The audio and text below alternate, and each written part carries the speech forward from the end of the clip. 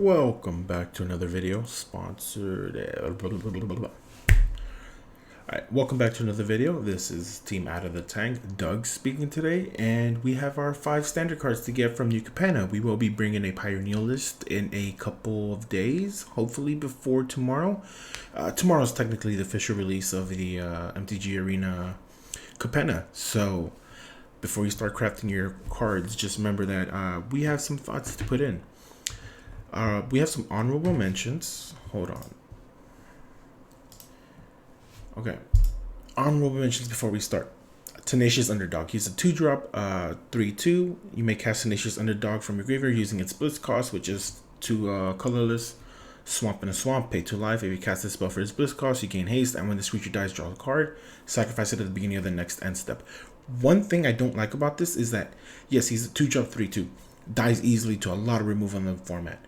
4-drop, what do you call it, from grave, there's a lot of graveyard hate, so that's why he's an honorable mention, not a must get from us. Shadow Mortality, yes, he is a 15-drop, 13 colorless swamp. If your life total is less than your starting life total, this spell costs less X to cast, or X is the difference. He's a 7/7, guys. If you do get him on a 2-drop, he can still be easily killed. 7/7, not that much. There's a lot of like, what is it, turn 9. By the time you're at turn 9, you can kill it with Mtga Massacre. So that's why it's an honorable mention, not a must get. Another one is Shakedown Heavy. Yes, he's a 3-drop, 2 colorless, 1 swamp. Menace. Whenever he attacks, defending player may have you draw a card. If they do, untap Shakedown Heavy and remove it from combat. 6/4 for, you remove him from combat, you draw a card. There's a lot of cards that just give you so much value. Not to mention that, like, he has Menace, but you can just easily spam 2 1-blocks to chump block it. Not a must get, but it helps put pressure if, your opponent has a lot of 1/1s. Not to mention that with Wedding Invitation, once it flips, that's it. You just block with 2 and he's dead. That's it. Easy peasy. Alright. The last honorable mention is Evelyn the Covetous. She is a 2 island swamp split, swamp mountain swamp split. Legendary creature, vampire rogue, flash. Whenever Evelyn the Covetous or another vampire enters the battlefield under your control, exile the top card of each player's library with a collection counter on it. Once each turn, you may play a card from exile with a collection counter on it. If it was exiled by an ability you controlled, you may spend mana as though it were any color to cast it. She's the reason that I want to build vampires for Commander. For Standard, I think she is somewhat decent. She is a 5-drop, so you're going to have to wait a while. She does have Flash, though, so you could flash her in on your opponent's turn. In Pioneer, I think she's going to be a little bit better, but for Standard, I think she's an honorable mention. It helps you take your opponent's cards. Yeah, sure, you can only do it once per turn, I think. Yeah. Once each turn, you may play a card. So you can take like 5 cards, but you can only play once each turn, which... honorable mention. For Pioneer, we'll see how we build vampires. Number 5, Riveteer's Ascendancy. It is a swamp, mountain, and a forest enchantment. Whenever you sacrifice a creature, you may return target creature card with lesser mana value from your graveyard to the battlefield tapped. Do this only once each turn. If you play this on turn 3, if you have Dockside Chef on turn 2, any creature you play, you can start like fishing out of your graveyard. There is a lot of graveyard hate, but if you have enough mana, which you're probably gonna have to like get with Forest, you can have the Etymology Dragon that is from Dungeons and Dragons. That's a 4-drop mythic rare dragon flash. Whenever a creature other than this creature dies this turn, you can cast it from your graveyard, which works great with Riveteer's Ascendancy because you go Dockside Chef, sacrifice a 1/1 or a 4-drop, bring back a 3 or 2-drop, and then if that dragon did not die, you can bring that dragon back. So you can technically profit as long as you have the mana and as long as your opponent isn't playing graveyard control. Once again, in best of ones, I think this is going to be really good. Number 4, we have Unleash the Inferno. I love this card. It's a 1 colorless swamp, mountain, forest instant. Unleash the Inferno deals 7 damage to target creature or planeswalker. When it deals excess damage this way, destroy target artifact or enchantment an opponent controls with mana value less than or equal to the amount of excess damage. The reason I love it is because it deals 7 damage for a 4-drop. Once you kill a creature, for example, your opponent goes Wandering Emperor, right? Cool. He -2 your turn, or during the same turn, since it's an instant, you can cast it. deal 1 damage, or 2 damage, 3 damage, and then spend that rest, which would be 4, 5, or 6, on an artifact, which there's a lot of vehicles going around that, you know, kind of tend to be a little bit problematic. Not that artifacts aren't hard to get rid of, but this is a good 2-for-1 card, especially when your opponent goes, what is it, Professor Onyx, and then they -3. Well, guess what? I'll just deal 2 damage and then kill a 5-drop artifact. Like, it's good. Or enchantment, which for some decks, like, you know, swamps decks like black, it's hard for them to get rid of enchantments. So with this, you know, it is a 3-color card, but once again, to me, I think it's really good. Number 3, we have Jennifer Jetmir II. If this card works how we intend for it to work, with a mountain forest split, forest plane split, if you would create 1 or more tokens, you may instead create a 2/2 green cat creature tokens with haste, or that many 3/1 green dog creature tokens with vigilance. If you can start spamming tokens of artifacts, Zorn is an example. If you, let's just say, play Zorn, you play Jennifer, you go,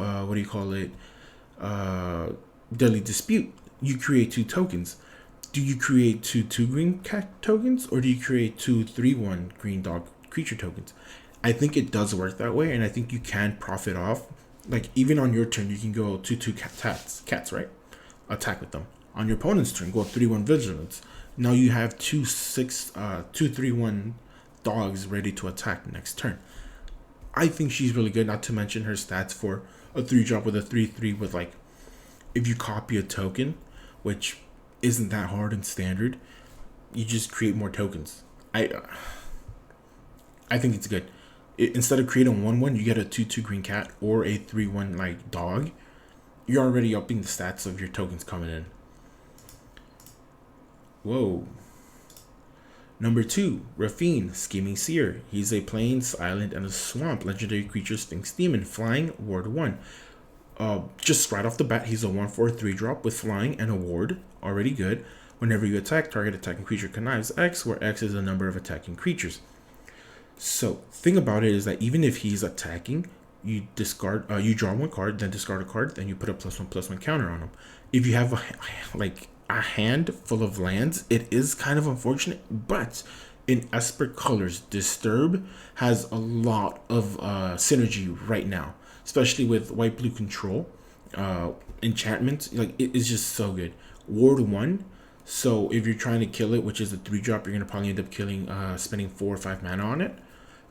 If you go Baleful Mastery, yeah, it is 3 mana, but once again, you draw a card off of that, so hey, profits, you know. Once again, target attacking creature connives, where X is the number of attacking creatures. So you want to kind of go wide with Esper, which isn't not like, it's not that it's not unheard of, it's just not common for them. Yeah, sure, you got Wedding Ceremony, but with the +1s you get, which mind you are permanent, you can kind of avoid Mtga Massacre, unless your opponent is, you know, already ahead. But if you slam this on turn 3 and then you start attacking, even with just Rafine, you can always stay 1 step ahead of Mtga Massacre. It does suck that if they get rid of your graveyard, but hey man, your Rafine is getting bigger and bigger, which it's blue, counter to protect, you know. Number 1, I think he's going to be in number 2, if not number 1 for Pioneer. Omnicorn, the Adversary, 1 Swamp Mountain. Legendary Planeswalker, Nixilis, Casualty X. The copy isn't legendary and has starting loyalty X. The reason I put the honorable mentions is because aside from the Blitz character, the Mortality, and the 3-drop 6/4, is they synergize well with Omnicorn. You +1. Opponent loses 2 life unless they discard a card. If you control Demon or Devil, you gain 2 life. Hey, you're gaining life on aggressive decks like Swamp and Mountain.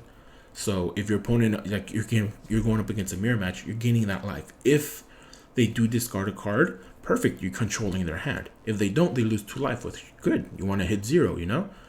Create a 1/1 -2. Create a 1/1 red devil creature token with, when this creature dies, it deals 1 damage to any target. It's good protection. If you don't have a creature to sacrifice, you can create one for the next Omnicorn you play, or if you want to -2 create, sacrifice No, it's not an artifact, but you can sacrifice, for Dockside Chef, deals 1 damage. Perfect. -7. Once again, you play big beat sticks. They come easy for 2 mana, 3 mana. The thing about it is that target player draws 7 cards and loses 7 life. So you can go punk, attack for 6. Okay, cool. I draw a card. I play Omnicorn. I slam them down. I +1. You lose 2 life, or they discard a card. I pin you down eventually with my Omnicorn Anvil. Target player draws 7 cards. So if they're at 5, 6, 7 life, just, hey, you draw, you lose 7. That's it. Easy peasy, lemon squeezy. That to me is why. Not to mention that he creates a copy of himself. So, since you go Omnicorn turn 1, or turn 3, or not turn 3, but you play Omnicorn, you sacrifice another creature, that creature comes in. It's going to probably be closer to bombing. When you do bomb it, you still have another Omnicorn. So, in the turn that you play Omnicorn, you can go +1/+1. Your opponent either loses 4 life or discard 2 cards, which is busted. This card is going to make black-red. I think he's going to get banned. I think he's going to get banned. In standard. Maybe best of 1. We can work around him with Jasharn. You know what I'm saying? Like, we can work around this with Jasharn. But I think he's gonna get banned for standard best of 1 because he's gonna be too oppressive. It's just gonna be nothing but like making you discard your cards with we call it duress. We have that check for traps. You go blank. You know what I'm saying? Like at this point with the meta forming, especially for Pioneer 2 and kind of modern, the modern black modern control deck. Like hand control is so disgusting right now, and this just kind of further pushes it. Like if you're at 4 life, you know they're gonna probably have a burn spell for you. I'm gonna discard the card. If I have no cards, I take 2 life and I lose. I think this card is really good. And that brings us to the end of our top 5 cards for standard. We did have 4 honorable mentions, so technically it's a top 9 list, but let's not get too into the details. Thank you guys for watching the video. We hope you enjoyed it. Click a like, subscribe, and please don't forget to follow us on Facebook. I will leave the link down below. We are preparing, so we always want to like synergize. For Pioneer, Omnicorn is really good. You can go Rotting Regisaur. Our homie Dirty D Nasty, he said that, and like we completely forgot about that. Like Rotting Regisaur is literally a 7-drop, perfect for Omnicorn. Comes in, bomb. You can make your opponent lose 14 life in 1 turn. Yeah, sure, they draw 7 cards, but it's like turn 4. What are they going to do with that, Not to mention the next Omnicorn is going to start controlling their hand. But anyways, a little too much into the details. Don't forget to follow us on Facebook, like and subscribe, and you guys have a nice day.